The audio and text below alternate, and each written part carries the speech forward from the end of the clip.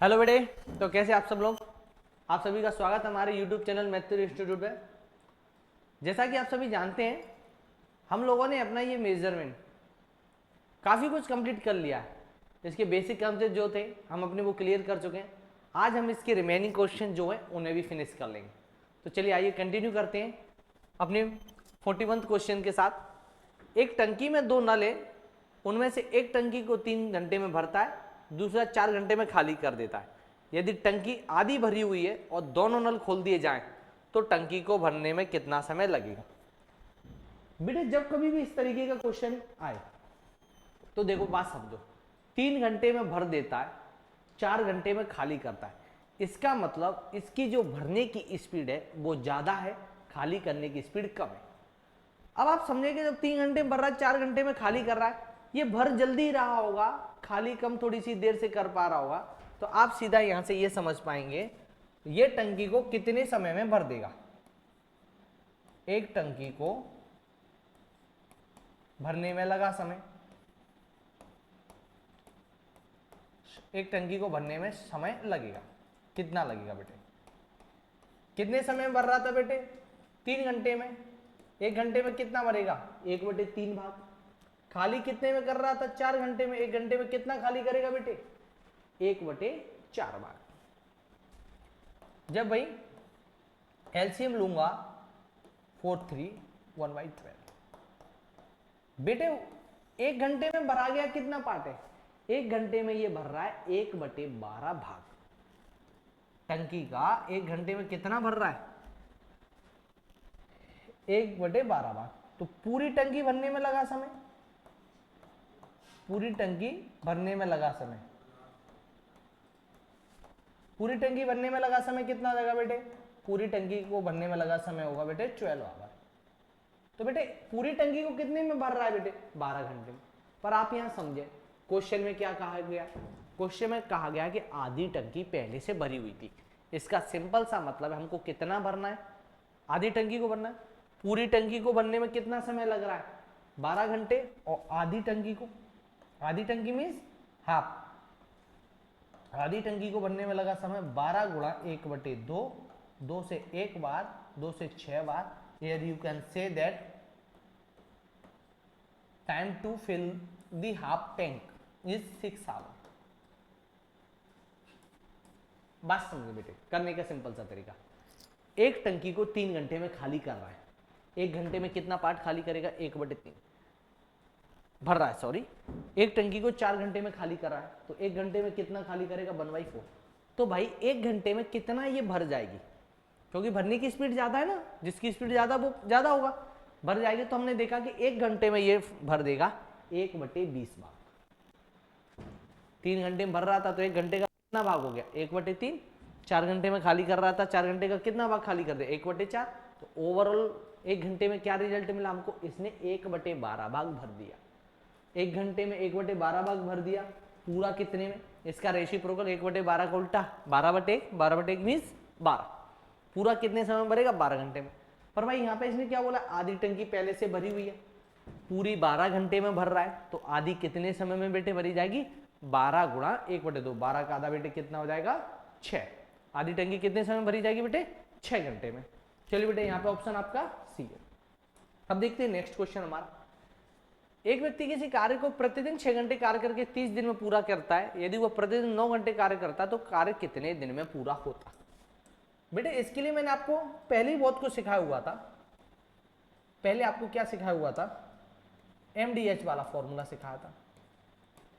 MDH भाई आप सब लोग जानते हैं, दिन भर आपके एडवर्टाइजमेंट में रहता असली मसाले सच सच, MDH। ये भाई वहां से आपके लिए ले लिया हमने। एक व्यक्ति किसी कार्य को 6 घंटे कार्य करके 30 दिन में कंप्लीट करता है, तो भाई डे चाहिए आपको, आवर चाहिए, डे चाहिए आपको, आवर चाहिए। दो चीजें आपको चाहिए, डे और आवर। तो भाई यहां से अगर डे और आवर चाहिए आपका, D1 H1 D2 H2, D1 H1 D2 H2। भाई पहले आपका D1 क्या है, आपका D1 है आपका 30 डेज, H1 है आपका 6 आवर, D2 आपको नहीं मालूम, H2 आपका दिया है 9 आवर। तो D1 कितना हो गया बेटे 30 इंटू 6।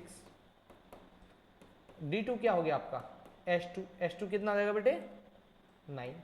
जब D2 का वैल्यू निकालना, ये मल्टीप्लाई में उधर जाएगा तो बेटे कहाँ आ जाएगा डिवाइड में, इधर आएगा तो बेटे कहाँ आ जाएगा डिवाइड में। बेटे इस तरीके के काफी क्वेश्चन, इस तरीके के काफी क्वेश्चन 10 इंटू 2 कितना आ जाएगा बेटे 20 is equal to D2। 10 into 2 क्या आ जाएगा बेटे D2 इज इक्वल टू 20। आप यहां कह सकते हैं भाई 9 घंटे अगर काम करेगा तो इसको वो 20 डेज में फिनिश कर लेगा। बेटे ये D1 D2 वाला ये कंसेप्ट आपको थोड़ा सा याद रखना पड़ेगा, तभी आप इसे बेहतर तरीके से कर पाएंगे। वैल्यू ऑफ 1 सेंटीमीटर क्यूब, बेटे यहां देख लें इसका answer, sorry 20 here option A which is 20 days is your correct answer. Value of 1 centimetre cube, बेटे 1 का तो 1 रहेगा, सेंटीमीटर को मैं 3 टाइम नोट कर सकता हूं। अब भाई यहां देखें मेरे को चेंज किस में करना है, तीनों ही यूनिट, बेटे तीनों ही यूनिट एमएम में। तो आपको वो रूल याद होगा milli centi decimetre deca hecto kilometre. तो मिली के बाद क्या आता था centi, it's means 1 centimetre is equal to 10 millimetre. ये थोड़ा सा आपको मालूम होना चाहिए, 1 centimetre is equal to 10 millimetre. 1 का 1 10 millimetre into 10 millimetre into 10 millimetre. अब भाई इसे देखते हैं 10 10 10, तीनों 10 10 का मल्टीप्लाई करूंगा बेटे, और जो मिलीमीटर है 3 टाइम आपके मिलीमीटर है, 3 टाइम मिलीमीटर है, 3 टाइम मिलीमीटर, इसमें मिलीमीटर का क्यूब। और बेटे यहाँ आप देखो जब 10 10 का मल्टीप्लाई करूं क्या कर सकता हूं 1000 मिलीमीटर क्यूब, 1000 मिलीमीटर क्यूब। अगर इसका आंसर एक तरीके से और लिख सकते थे 10 क्यूब मिलीमीटर क्यूब, एक तरीके से और लिख सकते थे 10 मिलीमीटर का होल क्यूब, बेटे होल क्यूब, अकेले मिलीमीटर का नहीं पूरे का क्यूब। यहां अपन तीनों तरीके से लिख सकते थे। Here option C which is 1000 millimetre cube is your correct answer. Clear है बेटे, ये क्या हो जाएगा बेटे आपका, आगे के लिए कंटिन्यू करते हैं। Change 570 days in week and 7 and days. देखो बेटे 578 डेज इनको वीक में चेंज करना है, बेटे किस में चेंज करना है वीक में। वीक में चेंज करना है तो आपको इसको किससे डिवाइड करना रहेगा, 1 वीक में 7 डेज रहते हैं, 7 से डिवाइड करना रहेगा, 7 8 जा 56, 7 2 जा 14, ये क्या हो जाएगा बेटे 4। अब इसे लिखने का सिंपल सा तरीका 576 डेज वीक में बेटे कितने टाइम कंप्लीट डिवाइड चला गया 82 टाइम कंप्लीट डिवाइड चला गया। It's means it is equal to 82 week and days कितने बेटे, रिमाइंडर कितना है, रिमाइंडर कितना है आपका, रिमाइंडर जो है आपका वो है आपका 4। Here you can say that your answer will be 82 week and 4 days. Your answer will be 82 days and 4 week, and here your जो answer option D which is 82 week and 4 days is your correct answer. Clear है बेटे, जब आप concept के साथ करेंगे कभी भी आपसे गलती नहीं होगी, आप हमेशा सही आंसर करते जाएंगे। एक दल में 1200 सैनिकों के लिए 28 दिन का भोजन पर्याप्त है। यदि 4 दिन बाद 300 सैनिक दल छोड़ दें तो बचा हुआ भोजन कितने दिन के लिए चलेगा। बेटे इसको एज ए कंपैरिजन टाइप अगर देखो करोगे तो बहुत अच्छे से कर पाओगे। बेटे कैसे, 1200 लोगों के लिए खाना अवेलेबल है मेरे पास 28 दिन के लिए, तो जो भी खाना होगा, जैसे मैं किसी को बोलूं मेरे पास 10 लोगों के लिए टॉफी है 5 दिन के लिए, 10 लोगों को टॉफियां दे सकता हूं 5 दिन तक, सबको एक एक टॉफी दे सकता हूं, तो मेरे पास ओवरऑल टॉफी क्या होंगी 10 इंटू 50, 10 लोगों को 5 दिन तक टॉफी दे सकता हूं तो 10 इंटू 50। एक गिटिया 1200 लोगों को 28 दिन तक खाना दे सकते हैं तो 1200 इंटू 20। अब क्या हुआ 1200 लोगों ने 4 दिन तक खाना खाया, 4 दिन तक खाना खाया तो बेटे 4 दिन तक कितना खाना खा चुके थे 1200 इंटू 4, 1200 इंटू 4, प्लस उसके बाद क्या होता है, उसके बाद 300 सैनिक चले जाते हैं, तो 1200 में से 300 चले गए, वो खाना कुछ दिन तक और खाया होगा, तो वो दिन बताना है कि 300 जाने के बाद, वो दिन आपको बताना है कि 300 जाने के बाद वो खाना कितने दिन तक खाया गया होगा, 300 जाने के बाद वो खाना कितने दिन तक खाया गया होगा।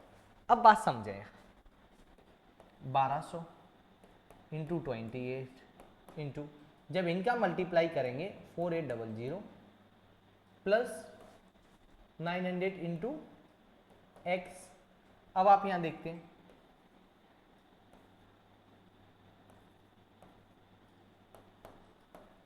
बेटे जब भी इस तरीके के क्वेश्चन आए तो आप थोड़े से अपनी कंसेप्ट क्लियर रखेंगे। ये 1400 इधर आ जाएगा,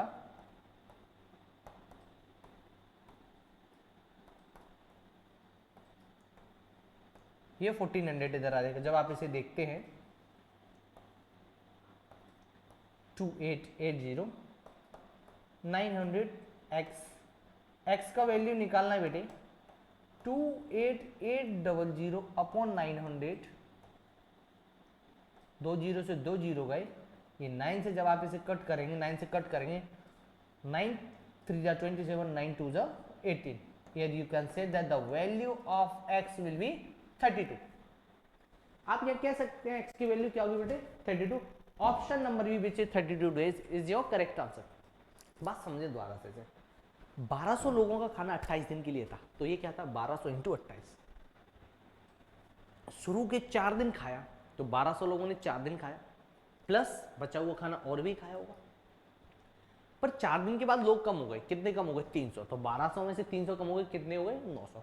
तो जो बचा हुआ वो 900 लोगों ने खाया होगा कुछ दिन तक, तो वो डेज मेरे को नहीं मालूम थे, वो डेज मेरे को नहीं मालूम थे, तो मैंने क्या माना था बेटे एक्स माना। इसको फिर एज ए एल्जेब्रिक इक्वेशन जो कि मैं आपको बताता रहता हूँ कैलकुलेशन के, उस तरीके से सॉल्व किया, एक्स का वैल्यू आ गया 32। यहाँ से अब आप इसे देख सकते हैं। नेक्स्ट आ जाते हैं, ए और बी मिलके एक काम को 4 दिन में पूरा कर सकते हैं और ए अकेला से 6 दिन में पूरा कर सकता है, बी उस कार्य को कितने दिन में पूरा करेगा। बेटे बहुत तरीके होते हैं इन क्वेश्चंस को करने को। जब मैं आपको इन्हें फर्स्ट टाइम बता रहा हूं तब बिल्कुल बेसिक जो थ्योरी होती है उसके अकॉर्डिंग एकेडमिक टाइम में, कि बच्चे से स्कूल में भी प्रॉपर यूज कर पाए और यहां भी समझ पाए। पर जैसे ही जब हम इसका रिवीजन करेंगे सेकेंड टाइम, तब आप देखेंगे हम इन्हें इन माइनर सेकेंड, ये मानिए विद इन 30 सेकेंड सॉल्व करेंगे ट्रिक्स के थ्रू। पर स्टार्टिंग में हम इन्हें अप्लाई नहीं कर सकते क्योंकि यही सिलेबस बच्चों के ऑलमोस्ट स्कूल सिलेबस में आता है, तो थोड़ा सा वहाँ पे क्या ये ट्रिक अप्लाई नहीं कर सकते, इसलिए एकेडमिक वे में सिस्टमेटिक इन्हें बताना रहेगा। और कई लोगों का ये फर्स्ट टाइम भी है। ए और बी दोनों मिलके एक काम को 4 दिन में पूरा करते हैं, ए और बी दोनों मिलके एक काम को भाई 4 दिन में पूरा करते हैं। ए अकेला इस काम को कितने दिन में करता है 6 दिन में, तो बी अकेला कितने दिन में करेगा। ए और बी का एक दिन का कार्य कितना होगा, ए और बी का एक दिन का कार्य, ए और बी का एक दिन का कार्य, एक दिन का कार्य 1/6 1/4, और ए का एक दिन का कार्य, ए का एक दिन का कार्य भी हो जाएगा 1/6। तो भाई बी का एक दिन का कार्य क्या होगा,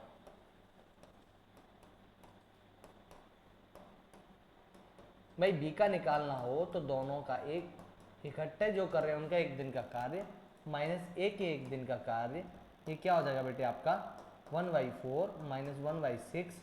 एलसीएम लेंगे बेटे तो हम यहाँ करेंगे 24, 4 से ये 6 टाइम, 6 से ये 4 time is equal to 10/24।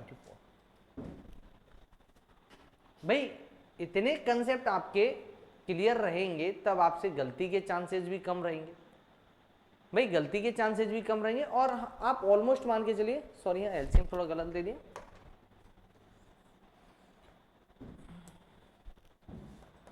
12 1/12। B का एक दिन का वर्क कितना हो गया बेटे 1/12। अगर बी का एक दिन का वर्क 1/12 है, इसका मतलब वी कंप्लीट वर्क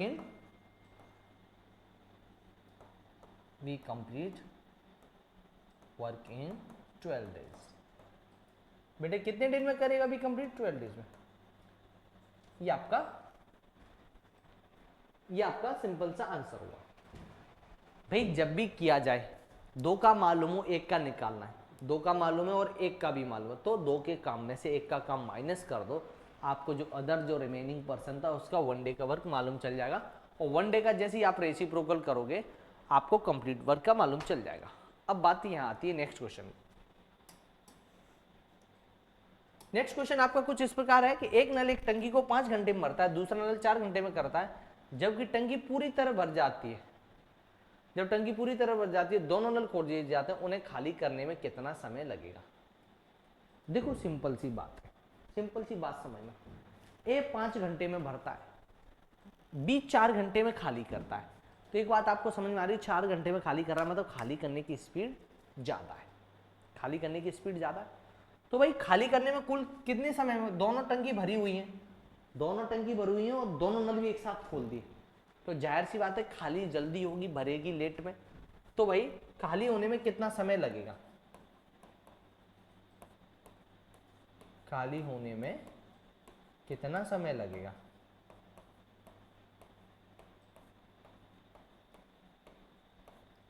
भैया खाली होने में कितना समय लगेगा? पहले भाई खाली होने में समय कितना लेती है? 1/4। भरने में कितना समय लेती है? 1/5। 4 घंटे में करती है तो एक पार्ट कितने में करेगी? 1 घंटे में कितना करेगी? 1/4। हम 1 घंटे से इसको वैल्यूएशन कर लेंगे, 4 से पार्ट टाइम 4 टाइम। भाई 1 घंटे में कितना खाली करेगी? ये 1/4 क्यों किया? 4 घंटे में खाली कर रही थी तो 1 घंटे में कितना करेगी? 1/4। 5 घंटे में खाली कर रही थी, 1 घंटे में कितना भर रही थी? 1 घंटे में कितना भरी? 1/5। इसका मतलब दोनों नल चालू कर दिए तो खाली वाला ज्यादा खाली कर रहा है, भरने वाला कम भर रहा है। इसका मतलब ये लगातार भी चलते रहे, ये लगातार भी चलते रहे, ये मान लो ये लगातार भी चलते रहे तो भी हर घंटे 1/20 भाग खाली करेंगे। अब 1 घंटे में 1/20 भाग कर रही है तो आप समझो कि कंप्लीट पूरा खाली करने में लगा समय, पूरा खाली करेगी बराबर 20 घंटे। कितने समय बेटे? 20 आवर। बेटे 20 घंटे में ये पूरी खाली कर देगी। जब भी इस तरीके के क्वेश्चन आए, option number C which is 20 hour is your correct answer. Is it clear बेटे? जब भी इस तरीके के क्वेश्चन आए तब आप थोड़ा सा इसे ध्यान रखें, इसको बहुत ध्यान रख के करें कि भाई हमको इनका 1 आवर का वर्क या 1 डे का वर्क निकालना है, उसके अकॉर्डिंग हम इन्हें सॉल्व करेंगे। क्लियर बेटे? आगे देखते हैं। Daily wages servant get 350 rupees per day, what amount will he rupees received in August? भाई डेली वेजेस मतलब जो होते हैं ना डेली वेतन भोगी, 1 डे बेसिस बेटे इक्वल टू ₹350। भैया एक दिन का 300 जो होते हैं ना भाई दिहाड़ी मजदूरी करने जाते हैं, जो भी कुछ वर्क करने जाते हैं, कई लोग अपना ठेका लेते हैं डेली बेसिस पे, उनका क्या रहता है कि भाई हम एक दिन का 350 रुपये लेंगे। अब इसके अकॉर्डिंग अगस्त में इसका कितना बनेगा? अगस्त का मतलब है बेटे सिंपल सा 31 डेज। बेटे डेज आपको काउंट करने रहेंगे, मैंने आपको सिखाया था जनवरी, फरवरी, मार्च, अप्रैल, मई, जून, जुलाई, अगस्त, इस तरीके से। क्लियर है? अगस्त में कितने डेज होते हैं बेटे? 31 days. 31 days base is equal to 350 into 31।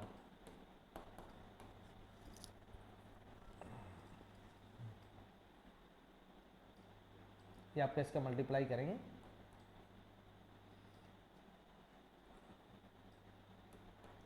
10,850 rupees, 10850 rupees. Option number C which is 10850 rupees. Clear है बेटे? 10850 रुपीज आपका क्या रहेगा? आंसर रहेगा which is your option number C. बेटे जब भी इन क्वेश्चनों को करो थोड़ा सा आप देख लोगे कि किस मंथ में कितने डेज है। ये इसने पूछा इसलिए कि आपको डेज मालूम होना चाहिए। 3 किलोग्राम चीनी से 25 ग्राम के कितने पैकेट बनाए जा सकते हैं? 3 किलोग्राम चीनी से कितने पैकेट बनाए जा सकते हैं? ऐसे बहुत सारे क्वेश्चन आएंगे, ऐसे बहुत सारे क्वेश्चन आएंगे। इसके लिए नंबर ऑफ पैकेट आपको हमेशा याद रखना है। टोटल क्वांटिटी, भैया पूरी क्वांटिटी आपकी कितनी है? Total quantity upon size of a packet, size of a packet is equal to total quantity बेटे कितनी आपकी? टोटल क्वांटिटी आपकी 3 kg और एक पैकेट का साइज क्या बेटे आपका? 25 ग्राम। 3 kg मीन्स 3 इंटू 1000। 1 kg में कितना ग्राम होता? 1000 ग्राम होता है, तो मैंने kg की जगह 1000 लिखा और ये तो आपका है ही 25 ग्राम। अब बेटे ग्राम से आपका ग्राम गया, 25 से ये 1 टाइम, 25 से ये 40 time. Here you can say that 3 into 4 120 packets, 120 packets, it's your answer. It's your answer 120 packet, which is that option C. बेटा ऑप्शन सी जो कि आपका 120 पैकेट है ये आपका आंसर होगा। अच्छा, इन क्वेश्चन को करने से पहले आप थोड़ा सा एक बात हमेशा ध्यान देना, जब भी हमको पैकेट्स, नंबर ऑफ क्वांटिटी कुछ भी पूछा जाए तो टोटल जो क्वांटिटी है कि भाई टोटल पार्ट किसके करने, इसके करने, मेरे को 3 kg को डिस्ट्रीब्यूट करना था, कितने पार्ट में कितने कितने के पार्ट करने, क्या साइज है पार्ट का, 25 gram, total quantity upon size of a part. एक जो हिस्सा है आपको उससे डिवाइड करेंगे तो आपको याद आएगा 120 packet. Let's go to your next question. Cost of 5 table is as the same as the cost of 7 chair. What is the cost of 1 table? If the cost of 1 table is 210, find the cost of a chair. बेटे इस तरीके से जब भी questions आ जाए भाई आप यहां समझो क्या है, सिंपल सा यहां समझो, cost of 5 table is equal to cost of 7 chair. भाई कॉस्ट ऑफ 5 टेबल कितना है, किसके इक्वल है, कॉस्ट ऑफ 7 चेयर के इक्वल है। और यदि एक टेबल की कीमत कितना दिया हुआ है, एक टेबल की कीमत 210 रुपए, एक टेबल की कीमत 210 रुपए, तो पहले भाई मैं यहां से बेटे यहां से इसकी वैल्यू निकालता हूं। Cost of 1 table is equal to, ये 5 था उधर जाएगा तो बेटे किस में जाएगा, डिवाइड में cost of 7 chair divide by 5। Cost of 1 table क्या रहेगा, कॉस्ट ऑफ 1 टेबल रहेगा cost of 7 chair divide by 5। जब अब भाई यहाँ पे आपको एक चीज इसमें साफ साफ दी हुई है, क्या दिया हुआ है इसमें साफ साफ, एक सिंपल सा आपको कहा गया है कि कॉस्ट ऑफ 1 टेबल क्या बेटे 210, तो ये क्या आ जाएगा बेटे 210, ये क्या आ जाएगा कॉस्ट ऑफ 7 चेयर अपॉन 5। ये 210 था, इधर ये मल्टीप्लाई किया 5 से, ये 7 यहाँ चेयर थी, 7 भी इधर आ जाएगा अगर डिवाइड में, तो क्या आ जाएगा 7, तो यहाँ क्या बचेगा cost of 8 chair, 8 chair means 1 chair. कोई दिक्कत तो नहीं बेटे, कॉस्ट ऑफ 8 चेयर। 7 से मैं से जब कट करूंगा ये कट होगा बेटे 30 टाइम, 30 इंटू 50 क्या हो जाएगा 150, कॉस्ट ऑफ 8 चेयर,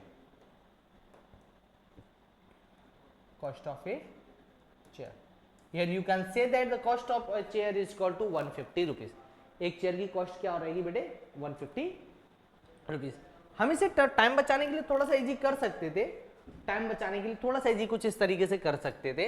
आप जरा यहां देखें कि 5 table is equal to 7 chair, 1 table is equal to 7/5 chair, वही 1 टेबल का वैल्यू 210, 7/5 चेयर, और मेरे को चेयर का वैल्यू निकालना था, जो इधर भी है वो कहाँ जाएगा बेटे डिवाइड में आ जाएगा 5/7। प्रोसेस वही है, वर्ड आप इसके लैंग्वेज ऑफ वर्डिंग आप इसे बचा सकते थे, 1 chair is equal to 150 chair, आप इसकी वर्डिंग बचा सकते थे। अब आप यहाँ कह सकते हैं इट इज योर आंसर, आप इधर समझ लें इधर एक ही बात, चेयर का प्राइस क्या हो जाएगा 150। ऑप्शन नंबर डी बेटे, option number D which is 150 is your correct answer. Is it clear बेटे? I hope you understand. Let's continue. A shopkeeper has 54 reams, 11 squares and 8 sheets of paper. बेटे जिन बच्चों ने भी अभी तक इनकी जो वैल्यू लर्न नहीं की है ना, उनको जब ये चैप्टर आता है ना उनको बहुत प्रॉब्लम फेस करनी पड़ती है, क्योंकि देखो एक तो आपने इनकी प्रैक्टिस नहीं की, ये वो क्वेश्चन, ये वो चैप्टर है जहां पे आपको अगर ये मेजरमेंट की अगर आपने ये वैल्यूज लर्न नहीं की हुई है ना, तो आपको बहुत सारी प्रॉब्लम फेस करनी पड़ती है। और थोड़ी बहुत नहीं कि आप कब तक बचोगे इनसे, इनसे बचा नहीं जा सकता किसी भी हालत में, किसी भी हालत में इनसे बचा नहीं जा सकता। अब यहां देखो समझो आप, यहां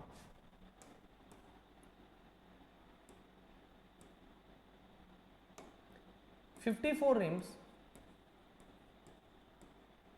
प्लस और 11 क्वेयर्स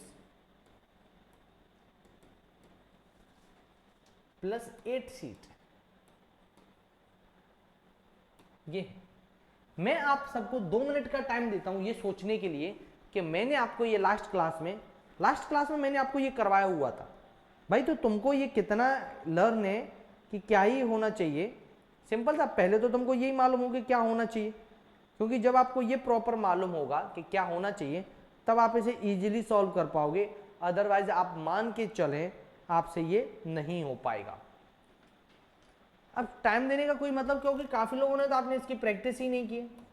रिम्स में होती है 480 सीट प्लस क्विड्स में होती है 24 सीट, ये होती है बेटे 8 सीट। जब मैं इनका मल्टीप्लाई करूंगा बेटे, जब मैं इनका मल्टीप्लाई करूंगा 54 इंटू 48, जब आप करके देखेंगे भाई सिंपल सा 54 इंटू 48, तो आपको मिल जाता है 25920, 25920। अब भाई एज इट इज आप जब इसका इससे मल्टीप्लाई करेंगे तो ये आपका हो जाएगा 264 प्लस 8। अब भाई इनका सिंपल सा आप इन्हें प्लस करोगे तो आपको मालूम चलेगा कि भाई 26192 इसका आंसर आता है। क्या आता है बेटे? 26192। ये टोटल क्या हो गए बेटे? Seat.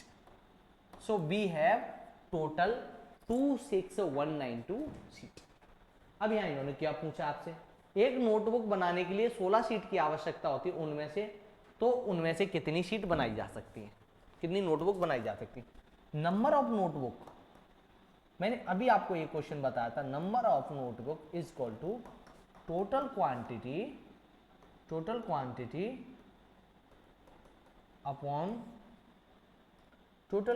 Upon size of a notebook. एक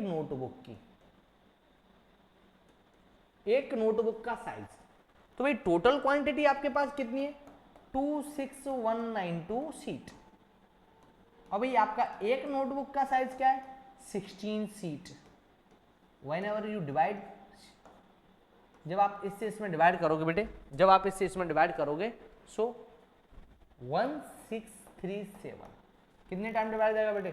1637। So here is your answer which is 1637। बेटे क्या आंसर रहेगा आपका? 1637।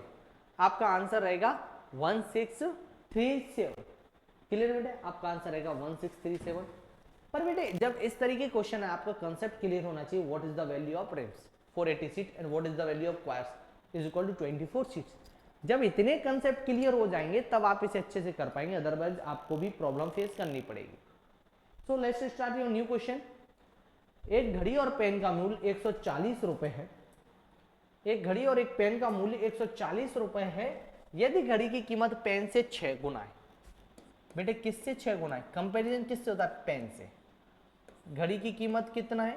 पेन से 6 गुना है। तो माना मैंने घड़ी की, पेन की x, तो घड़ी की क्या हो जाएगी? 6x। दोनों का मूल्य क्या बेटे? Pen plus watch, both are equal to 140। If pen is x, watch is 6x is equal to 140, and whenever 6x plus 140, x is equal to 140 upon 7, and here you can say that the value of x will be 20. भाई pen को हमने क्या माना? x, and x is equal to 20. Watch को हमने क्या माना? 6x. 6x means 6 into 20, which is equal to 120. भाई अब आपसे पूछा क्या है, तो घड़ी की कीमत क्या होगी? यार price of watch is equal to 120। जब कभी भी ऐसे क्वेश्चन बोल दिए जाए जो एक दूसरे से कंपैरिजन कर रहे हैं, जरा आप यहां समझे, इसने बोला है घड़ी की कीमत पेन की 6 गुना है, तो कंपैरिजन पेन से कर रहा है। अगर मेरे को पेन नहीं मालूम है तो उसका 6 गुना, 4 गुना, 2 गुना, कुछ भी हो, हम नहीं मालूम कर सकते। तो पहले जो अज्यूम करना है जिससे कंपैरिजन कर रहा है, आपका यहाँ कंपैरिजन किससे कर रहा है बेटे? किससे कंपैरिजन कर रहा है? आपका कंपैरिजन कर रहा है वो पेन से। So you have to first assume value of pen. Here when you assume value of pen is equal to x, then you can say that the value of watch will be 6x. In question it's already mentioned that the value of watch is 6 times than the value of pen. Is it clear बेटे? यहाँ पे साफ साफ कहा गया कि इसकी value pen से 6 गुना है, तो x प्लस 6x दोनों का सम एक साथ बोला। घड़ी और एक पेन, और अगर हिंदी वाला और लिखा है या इंग्लिश में एंड लिखा है, इसका मतलब ये दोनों की एक साथ प्राइस है। 140 हो जाएगी। हमने इसे सॉल्व किया, उसका वैल्यू निकाले। Here option A which is 120 is your correct answer. How many times 1 hour 10 minute is content in 7 hour. भाई 7 आवर में कितने 1 आवर 10 मिनट कंटेंट होंगे, समाहित होंगे, समाहित होंगे मतलब कितने आ जाएंगे। तो भाई मैं दोनों की यूनिट सेम कर लेता हूँ। 7 आवर मीन्स 60, 7 का 7 आवर मीन्स 60 मिनट। एंड यहाँ भी आपका क्या होगा, 1 आवर मीन्स 60 मिनट प्लस आपके पास 10 मिनट और है। 60 और 10 कितना हो जाएगा बेटे आपका 70 मिनट। और आपका ये क्या हुआ बेटे, ये भी कितना हो जाएगा बेटे, sorry that's not 70, it's equal to 420 minute. 420 minute upon 70 minute, 420 minute is equal to 70 minute. जब हम इसे देखते हैं, मिनट से आपका मिनट गया, 70 से ये आपका जाएगा 6 time. Here you can say that your answer is, sorry not hour, your answer is 6। 7 घंटे में 1 घंटा 10 मिनट के 6 पीरियड आ जाएंगे, मतलब 1 घंटा 10 मिनट 6 बार समाहित हो जाएगा। क्लियर है बेटे। अब जब हम यहां देखते हैं option number B which is 6 is your correct answer. Anita started a draw to draw her field at 11:55 and finish at 12:05। How much time did it take to complete drawing. देखो बेटे, जब भी इस तरीके से कभी भी आपको क्वेश्चन दिया जाए, बात समझना है। 11:55 AM, यहां से स्टार्ट किया 12:05 PM। जो दोपहर के 12 बज रहे होते हैं उससे पहले का समय आपका क्या रहता है AM, दोपहर के बाद वाला क्या रहता है PM। अब आप यहां देखें इस टाइम से यहां तक गई तो भाई AM है, मतलब 12 से पहले, तो 11:55 के कितने मिनट बाद 12 बजते हैं, 5 मिनट बाद 12, और 12 के कहां तक है ये 12:05। तो भाई 11:55 से लेके 12:05 तक आपके कितने मिनट हो गए, 10 मिनट। इसको जरूर देखना AM और PM। दोपहर के 12 बजे से 5 मिनट पहले AM था, जैसे ही 12 बजे PM स्टार्ट हो गया। ये टाइम, जब ऐसे क्वेश्चंस आएंगे आपको AM PM में ही कंफ्यूज करेंगे। अब देखिए यहां से यहां तक आपको जाने को कितना टाइम लग गया बेटे, 10 minutes. Here you can say that your answer is 10 minute, which is at option C. Option C, which is 10 minute, is your correct answer. बेटे मैं आप सभी को रेगुलरली एक बात अपडेट करता रहता हूं कि जो भी बच्चे नवोदय सैनिक RMS की तैयारी करना चाहते हैं, हमारे YouTube चैनल मैथ्यू इंस्टीट्यूट से लाइव क्लासेस ले सकते हैं। यहाँ प्ले स्टोर में बच्चों के लिए मैथ्स का प्ले लिस्ट में सब कुछ अवेलेबल है सीक्वेंस वाइज। फर्स्ट वीडियो 0 से हीरो, जिसमें बच्चों को एडिशन, सब्ट्रैक्शन, साइन वाले, डिफरेंट साइन वाले, डेसिमल वाले सब तरीके से सिखाया जाता है, जो कि बच्चों के बेस को काफ़ी स्ट्रॉन्ग करते हैं। वहाँ से लेके एक अच्छे लेवल तक सब कुछ सीक्वेंस वाइज वहाँ पे प्ले लिस्ट अवेलेबल है, जहाँ पे आपको सारा डाटा अवेलेबल है।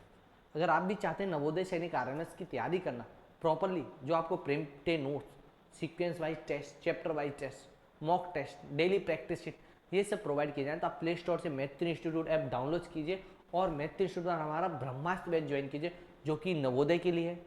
अर्जुन बैच हमारा सैनिक स्कूल के लिए, और भी बहुत सारे बैच हैं जो एक कंबाइंड बैच है, एकलव्य बैच, वो सभी के लिए। अगर आपका उद्देश्य इन कॉम्पिटिटिव परीक्षाओं को रेडी करना है तो फिर आप हमारे ये बैच ज्वाइन कीजिए। और जो बच्चे चाहते हैं कि वो अपने बेसिक कॉन्सेप्ट क्लियर करना चाहते हैं, भले उन्हें तैयारी नहीं करनी चाहिए, उनके लिए ये हमारा YouTube channel free of cost provide करवा रहा है पूरा कोर्स। आप वहां से तैयारी कर सकते हैं, आपका कुछ भी नहीं होगा, ऐसा छूटेगा। अब हम लास्ट क्वेश्चन अपना करते हैं। लास्ट क्वेश्चन आपका कुछ इस प्रकार है, हाउ मच बोतल of 20 millilitre can be filled from 12 cubic metre oil. भाई जब इस क्वेश्चन के लिए नंबर ऑफ